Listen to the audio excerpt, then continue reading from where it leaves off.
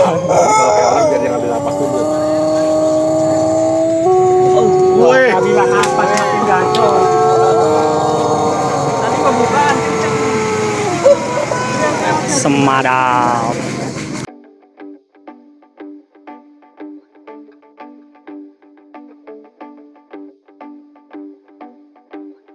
Assalamualaikum warahmatullahi wabarakatuh semuanya. Jumpa kembali di channel YouTube Sobat Agro.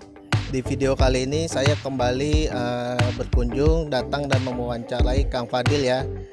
Ini video kedua saya bersama Kang Fadil. Video sebelumnya bisa dicek, bisa dilihat di channel ini juga, di playlist Ayam Pelung. Itu ada video saya pertama kali bersama Kang Fadil yang membahas mengenai peluang budidaya dan jual beli ayam pelung. Nah, di video kali ini saya bersama Kang Fadil mau membahas mengenai bagaimana cara mendapatkan dan memelihara ayam pelung juara kontes atau yang potensial bisa menjadi juara kontes. Karena selain dipelihara untuk hobi, ayam pelung memang biasanya orang cari untuk diikutkan ke kontes ya, dan berharap bisa menjadi juara seperti itu Kang Fadil ya. Nah, di sini kita mau berbagi bersama Kang Fadil karena Kang Fadil sudah mempunyai beberapa ekor ayam pelung yang pernah diikutkan ke kontes dan kemudian beberapa kali menjadi juara gitu, benar Kang Fadil ya.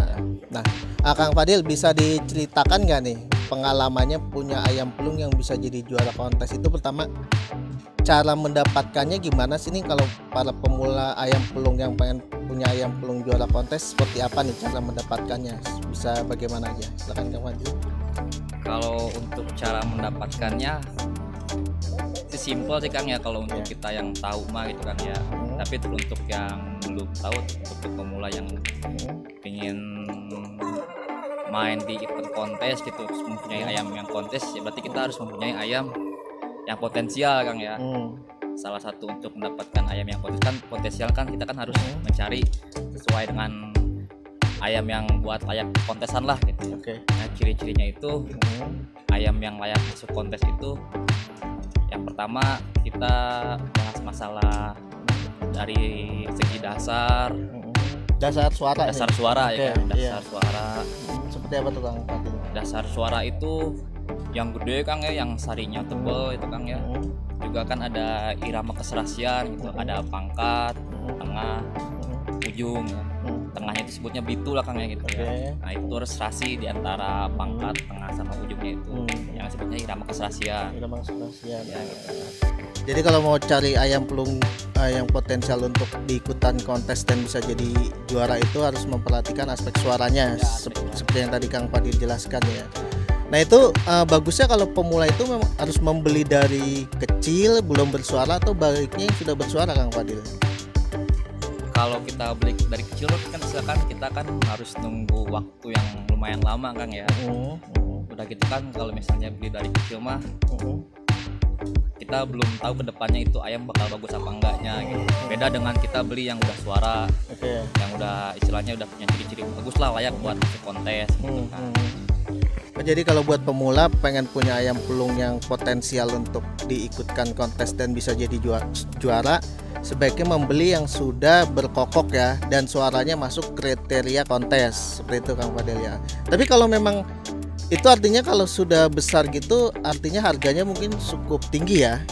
Cukup tinggi. Nah, itu kisarannya biasanya berapa Kang Fadil? Kalau ayam pelung bahan, mungkin ya dibilang bahan kontes, itu kisaran harganya berapa?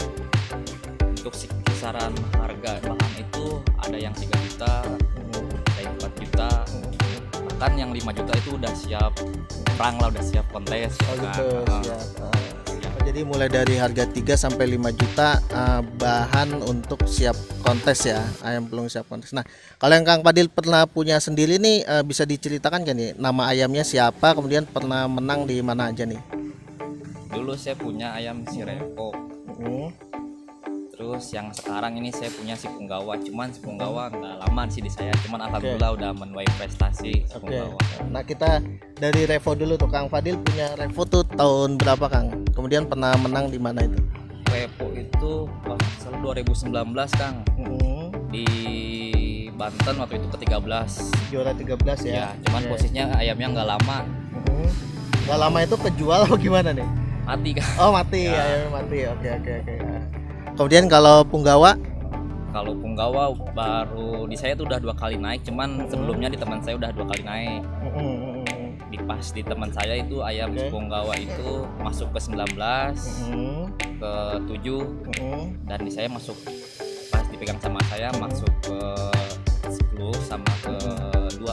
artinya Punggawa itu sudah pernah 4 kali juara kontes ya Kang. Ya, Nah itu di mana aja tuh Kang tadi masing-masing juaranya? waktu pas ke 19 itu di Purwakarta, yang ke-7 di Ciamis, yang ke-10 di saya di Sukabumi, Cibanteng Kang ya. Dan yang kedua terakhir di Banten, Banten. itu tahun 2020. Nah ceritanya si Punggawa ini seperti apa Kang Fadil nih? Kang Fadil ini dapatnya emang pelihara dari kecil atau memang dapatnya atau belinya sudah berkokok gitu? Kalau Punggawa itu belinya udah pokok Kang. Bahkan dia itu pas saya beli emang udah berprestasi si Punggawa itu. Jadi memang bisa dapatnya juga dari ayam yang sudah berprestasi kemudian kita beli, kita ikutkan lagi ke dalam kontes ya Kang. Nah kemudian ayam-ayam berprestasi ini memang keturunannya atau indukannya memang sebelumnya biasanya berprestasi juga Kang atau yang berkualitas. Nah itu seperti apa tuh? Ya itu rata-rata yang berprestasi juga. Dominannya itu dari indukan-indukan yang dulunya itu memang berprestasi juga kan. Bahkan ada juga yang indukan-indukan biasa gitu kan ya. Tapi dominannya itu yang indukannya itu indukan berprestasi juga lah, istilahnya yang juara-juara juga lah. Bibit-bibitnya itu namanya. Iya. Jadi secara umum ayam-ayam mengikutkan kontes kemudian berprestasi jadi juara itu memang memang keturunan ayam-ayam juara juga ya Kang ya secara umum ya. Iya, oke gitu. Nah, sekarang Punggawa masih ada di Kang Fadil atau gimana nih? Kebetulan Punggawa kemarin saya lepas ke Palurah Cianjur. Oh gitu. Ya. Nah, ini juga nih. Jadi selain buat hobi memang ayam pelung ini memang usaha yang menjanjikan juga ya Kang Fadil ya. Cukup menjanjikan ya. Jadi kalau kita memang punya ayam pelung yang suaranya bagus, kokoknya bagus, kemudian mendapatkan gelar juara di kontes itu bisa dijual dengan harga mungkin yang lebih tinggi Kang kalau seperti itu biasanya. Kalau udah berprestasi mah istilahnya kita bisa ngasih harga lah, bisa nahan harga juga gitu kan. Oke. Tergantung yang berani belinya aja gitu. Ya. Biasanya yang beli juga nanti dia untuk diikutkan kontes lagi ya. Ya betul, ada yang buat ikutan kontes, kadang ada yang buat dijual lagi gitu, Oh gitu. kan. Jadi perputaran komoditas ayam pelung kontes ya Kang. Nah, itu si Punggawa sekarang udah ada di Pak Lurah di Cianjur untuk diikutkan kontes lagi. Nah, yang lain ada lagi Kang Fadil yang ayam potensial kontes atau memang sudah juara kontes yang ada di Kang Fadil? Nah pas si Punggawa dijual itu saya kebetulan baru ngangkat ayam ini kan baru. Iya, yang di belakang kita Ya, ini. namanya si Langsar. Oke. Memang kebetulan Langsar juga udah berprestasi lah Kang ya. Dia udah masuk ke 18, ketiga, ke 20 sama keempat si Langsar ini. Selain memang suaranya bagus, faktor apa lagi sih Kang yang harus diperhatikan untuk beli ayam pelung yang untuk diikutkan kontes tuh? Apa memang nanti apa faktor mental seperti itu ada pengaruh nggak tuh? Ada Kang, yang pertama itu yang harus kita ketahui itu masalah ayam pelung itu karakter.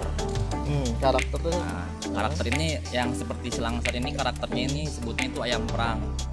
Kalau ayam perang itu istilahnya nggak ada kata ngolek Kang ya. Oke. Jadi istilahnya ayam itu di lapangan jujur aja. Itu pasti ayamnya bakal gacor gitu. Jadi ketika diikutkan ke kontes, di ajang kontes dia sering berkokok gitu. Ya, nggak Oh, mogok gitu. lah di lapangan. Memang ada juga yang karakternya gitu Kang. Ketika ke Ada, kontes Kang. mogok. Banyak ayam seperti itu. Istilahnya ada ayam yang susah bunyi, istilahnya kan yang harus dikelepek dulu. Oh gitu. Bahkan harus ada yang terus didaftarin lagi buat bunyi. Oke. Jadi Nah, memang karakternya unik lah ayam pelung mah. oh gitu. Itu yang jadi keunikan ya. Jadi selain kokoknya bagus juga harus tahu karakternya, mental dia berkokok pada saat kontes ya. Nah, kemudian Kang Fadil itu kan tadi cara mendapatkan ayam pelung yang potensial kontes nih. Kalau perawatannya gimana sih? Misalkan kita sudah punya nih ayam pelung yang suaranya bagus siap kontes. Nah, itu biar suaranya nggak rusak itu dan tetap bagus suaranya, perawatannya seperti apa tuh Kang Fadil?